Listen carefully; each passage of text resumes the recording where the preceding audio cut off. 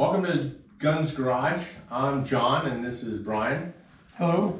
We're both ex-military, and so we were going to call this Airborne Garage, but he's not airborne. I'm not airborne yet. He's a leg. I'm airborne. Was airborne. What's a leg? Non-airborne personnel. Now, yeah, a RIMP. So we call this Guns Garage after my last name. And what we're building, what we've done as a hobby for the last 7-8 years is we normally build LS3 engines.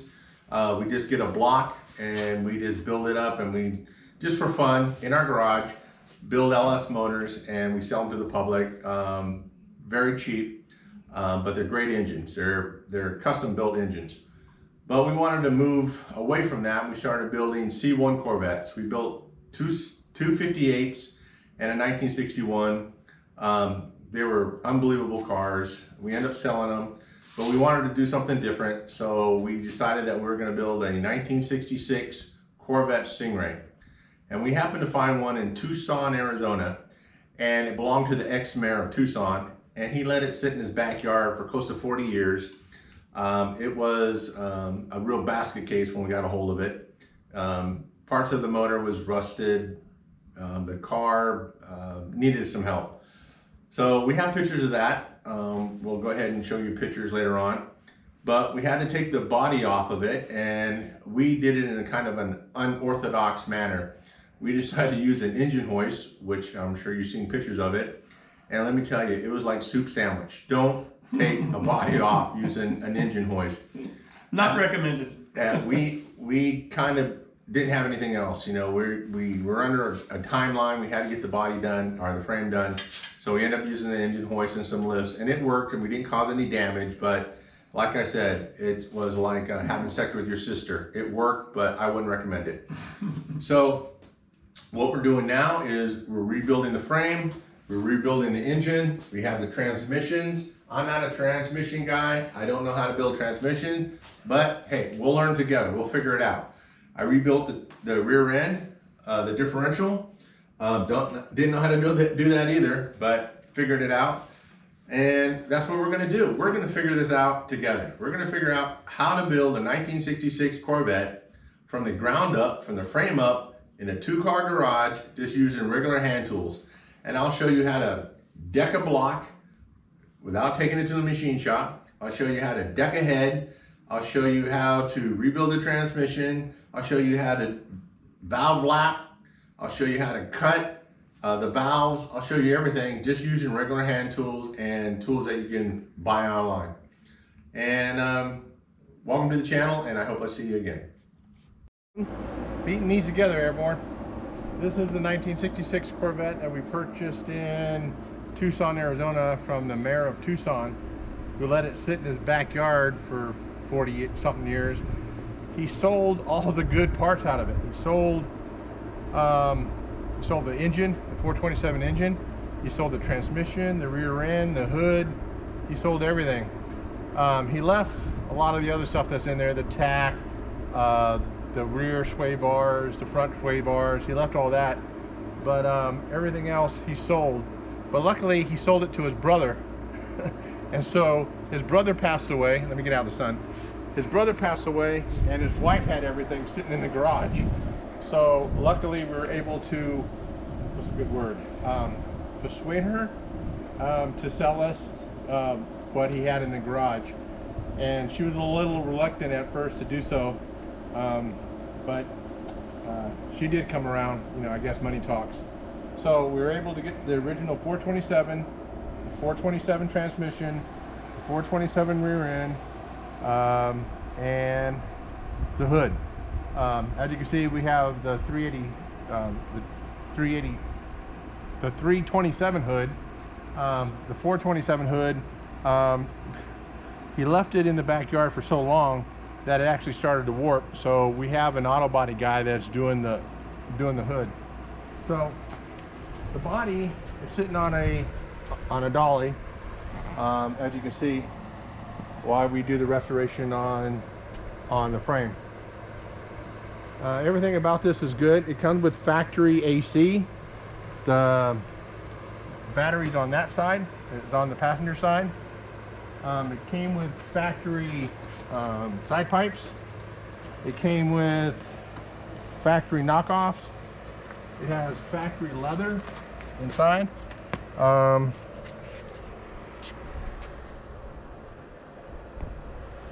So we're just, like I said, we're just trying to get it to the original condition. If it was original 327 car, it'd have been a lot easier to do because we wouldn't have to change anything out.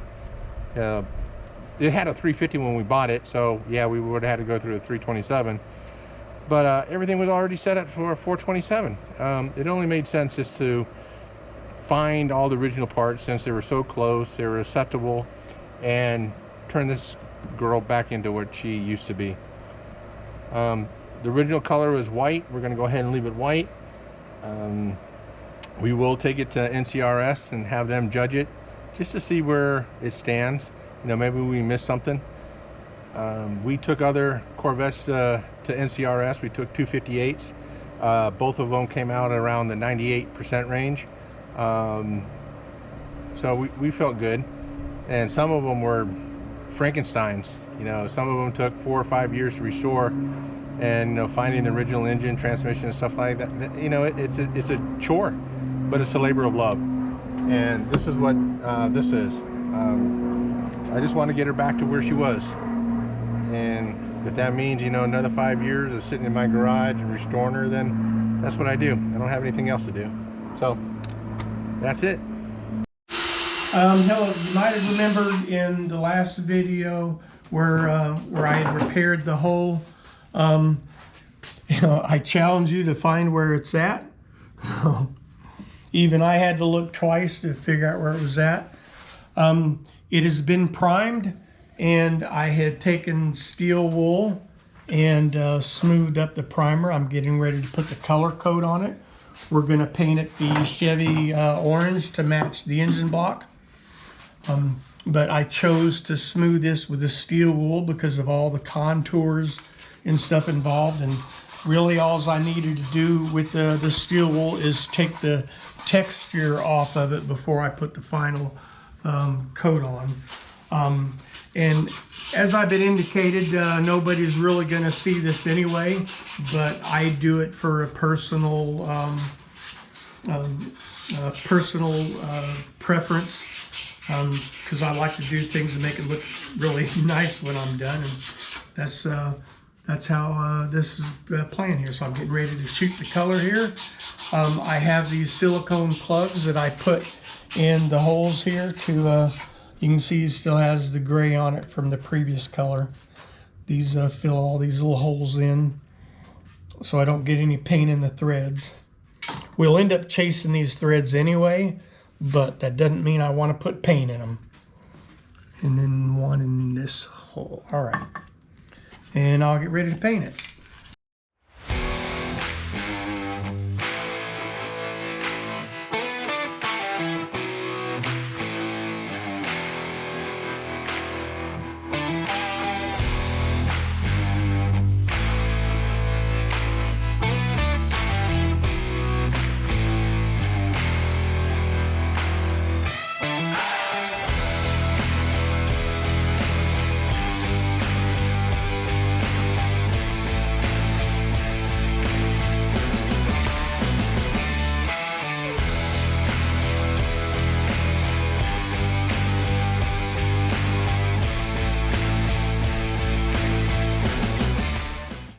Hello again. What I'm doing now is, as you can see, I decked the block, painted the block. This is all the original block. Each one of these holes, there on 7 of these holes, there used to be helicoils, but the bolts go into the water jacket, and when we pull the bolts out, it destroyed the threads inside here. So what I ended up having to do is put in time certs. Having a hard time speaking. So each one of these is a time cert that you see here, which is even stronger than the original base metal.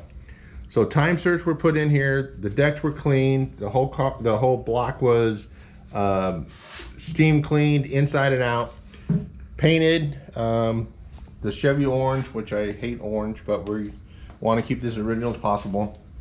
And now I'm doing the back end. So what I'll be doing now here is I'll be putting in the freeze plugs, the 2 on the side and the 1 in the middle. But before I put the 1 in the middle, we're going to go ahead and we're going to put the bearings in. Number 5 bearing and number 1 bearing.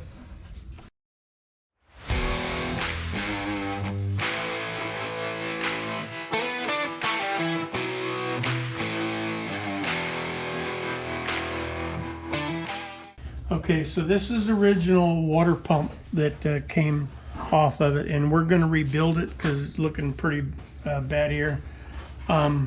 We've taken the heater hose pipe out, and these 6 screws on the back, I'm using an impact driver here that I'm going to use to take them off, because these are usually on here really tight, and I'll strip the heads of these off. We got new ones that are going in, but if these strip off, you have to grind them off to get them out.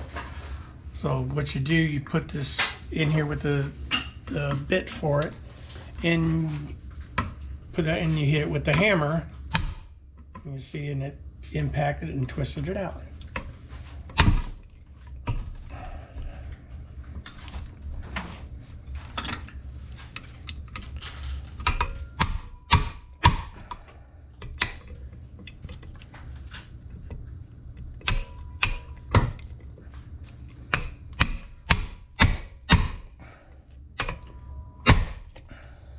You see it twisted there.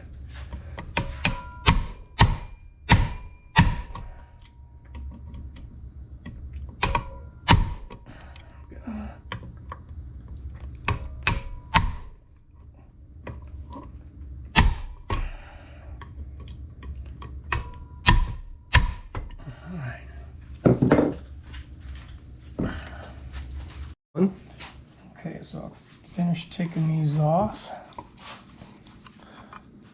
Yeah, these are in pretty bad shape.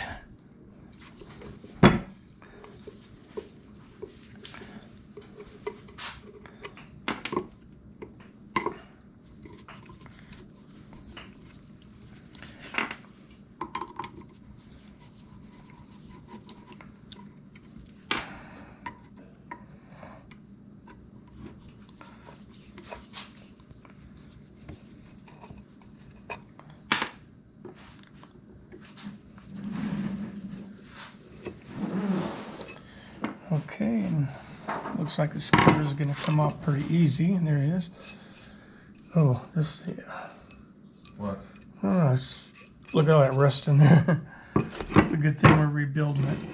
So as you can see, the internal structure of these is pretty simple. It's just basically an impeller, and this guy is pressed in on this side, and it presses through to come out that side. So not a whole lot to it. So we're going to have to press this off, and this comes right out the end. Okay, so I'm applying penetrating oil here because this has to be pressed off, and it's pretty rusted in place, so I'm just adding the penetrating oil, and then I'm going to leave this set for quite some time. And once we get this off, this shaft and the impeller is pressed out right out the bottom. Now the rebuild kit that it comes with isn't quite the same as what you saw in the previous video, but all the parts are essentially the same. This is the new impeller. It'll get pressed on the bottom of this guy, and on the end of this is the new piece that get pressed on this end, and the new cover plate. So the first step in the process is to get this old collar off of here. We have to press it off. So I've got a tool that we use. It's actually a bearing removal tool, but we need it to go around this collar so we can put it in our press, and then we'll be able to press the shaft out of that collar.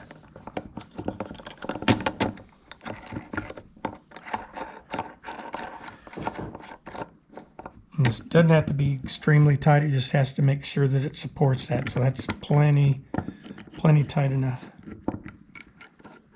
All right, and then we'll take this over to our press.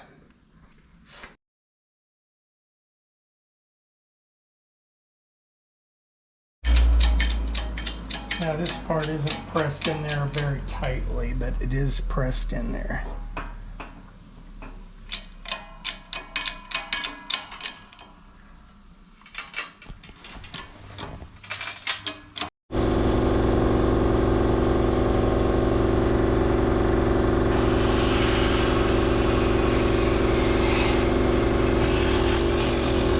No sort of way.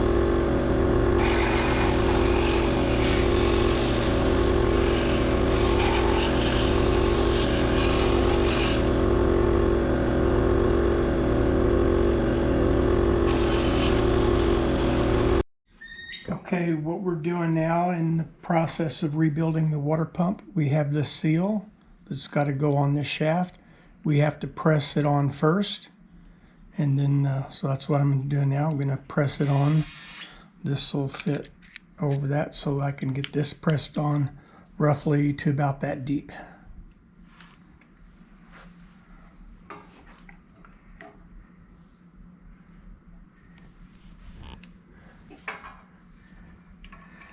I gotta make sure this thing goes on like perfectly straight.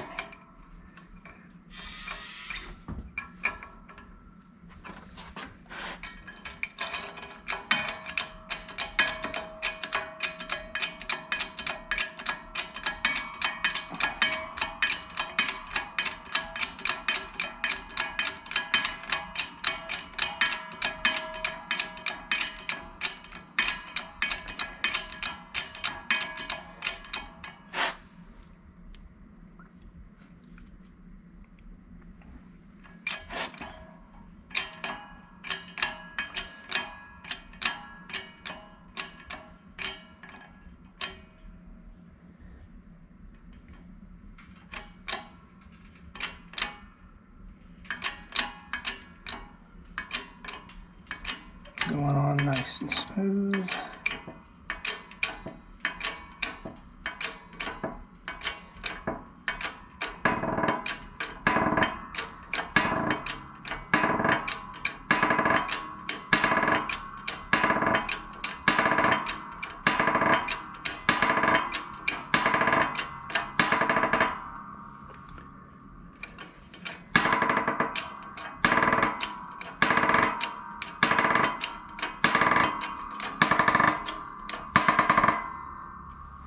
Now, I'm not exactly sure how far I need to go yet. I'll find out, because the impeller has to be pressed on flush to here. So, and I can't put the impeller on until this is pressed into the pump and the seal is pressed in place. So I'm gonna go see what we look like. Okay, so I don't have this on deep enough yet.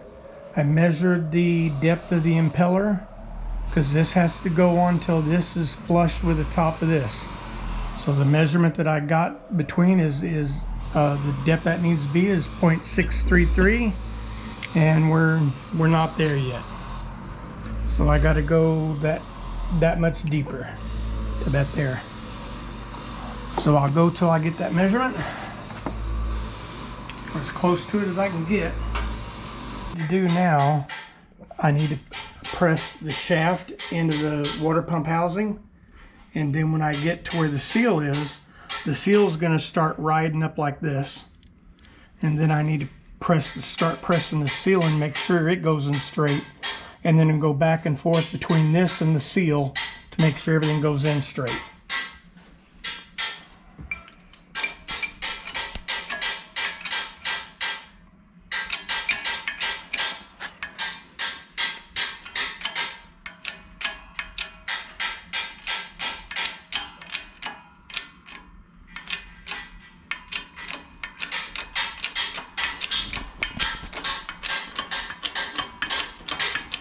Now I'm going to have to be careful here, because the thing's going to bottom out on my plate down here.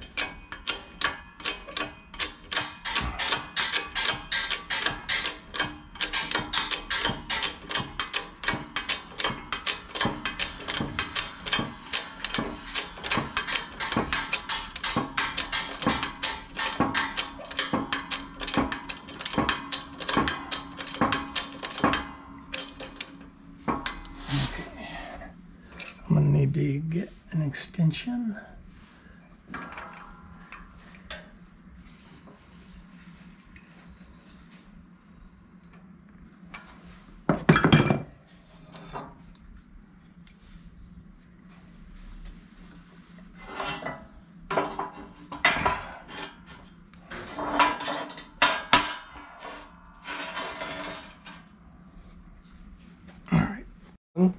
So I've got it pressed in as far as we need. It turns freely. The bearing is pretty flush here.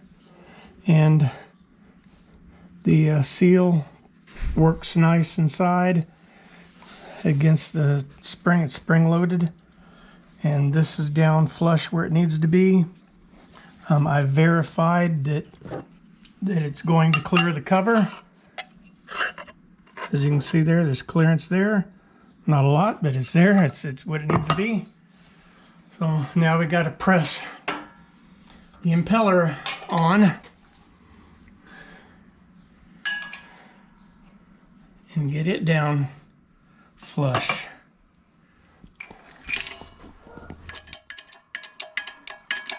It's going to take a nice balancing act here to get it started straight.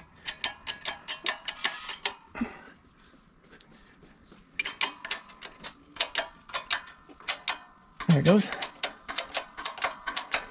Now what I'm shooting for, if I get this flush, these are going to be very close to this surface down here. And it better not touch. If it touches, then I got to go back and do this all over again.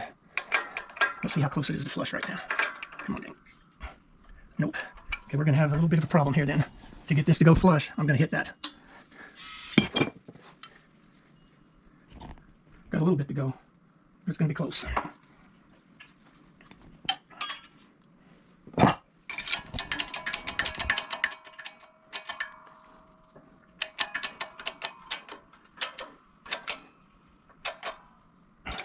It's about as far as I think we can go.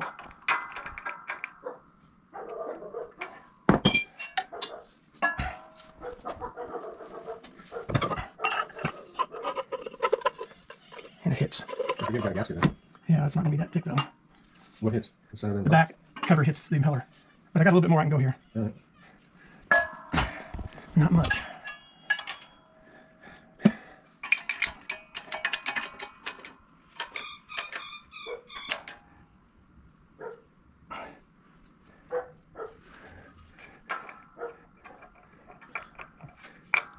Does that other backing give you more room? I just kind of got a lip on it. I think so, but we'll see here in a second.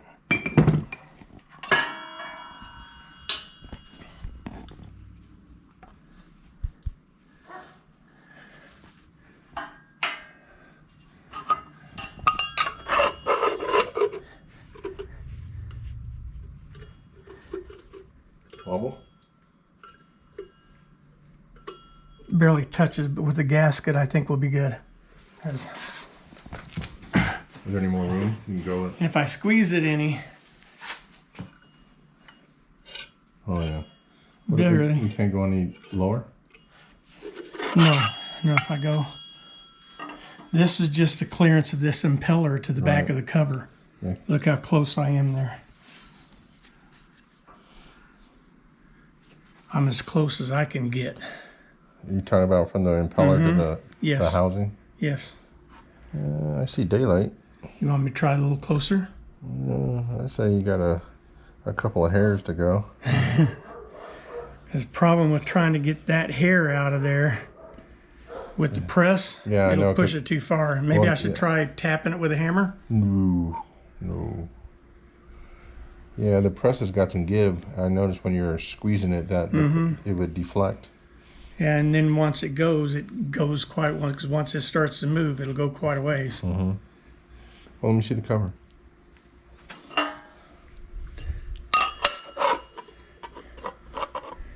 I think if I take a hammer and tap it and try to get it on a little bit deeper. I think you're okay. I don't think. Maybe not. I think you got a. I think you got a hair. gasket, yeah. Yeah. All right. You want to try with the gasket? See what we do. Well, let me try tapping it down a little bit Oh, I further. hate hitting it. I know. The percussion adjustment thing just doesn't work for me. I'll use.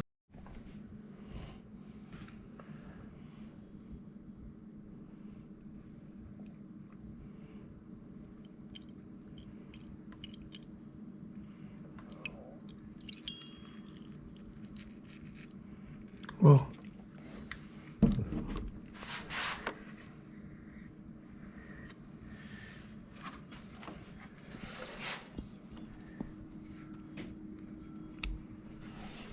we definitely got seal underwater. I don't see any leaks. Except where my hand is. All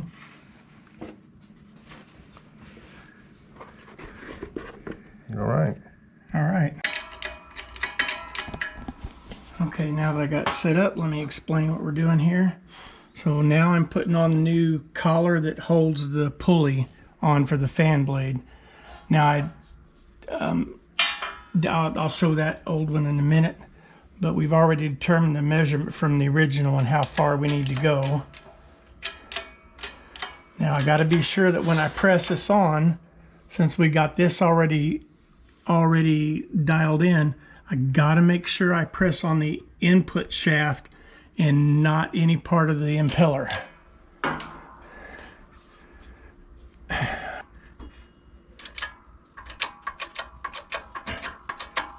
There it goes. Everything looks good. Now this has to go all the way through.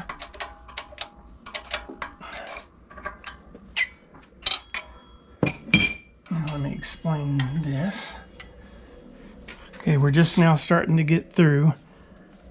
Now we took a measurement before I took this off and learned that the depth of this was actually the thickness of this, of the old collar. So you can see I'm about halfway there. So I'm going to use that as a gauge. And it's not the most high-tech way of doing it, but it worked and it was pretty daggone close.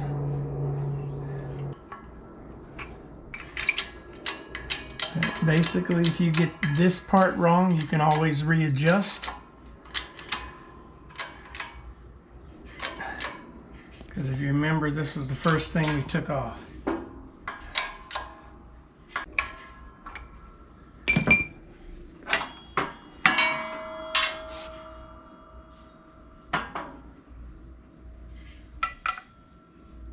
A little bit more.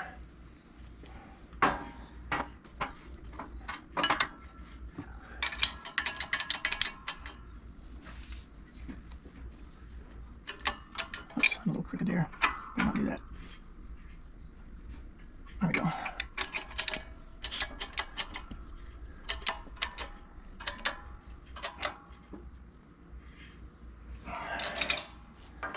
It'll probably be awfully close here.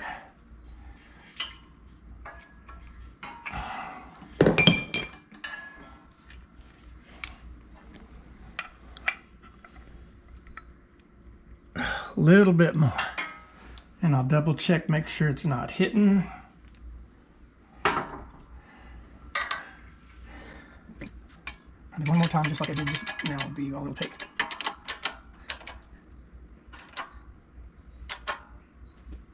There we go.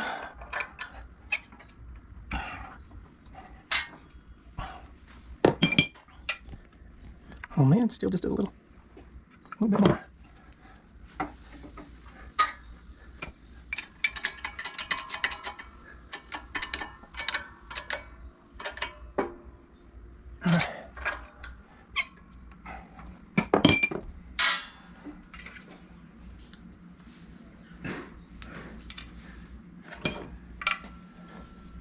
And we're golden. All right. All right, feeding these together, Airborne. Next week, what we're going to do is we're going to finish painting the water pump. We're going to go ahead and put the cam bearings in the engine, the 427. We're going to go ahead and mic the crank and get the bearings in for the crank and probably install the crank and the mains. Put those in and hopefully have that done by the end of the day.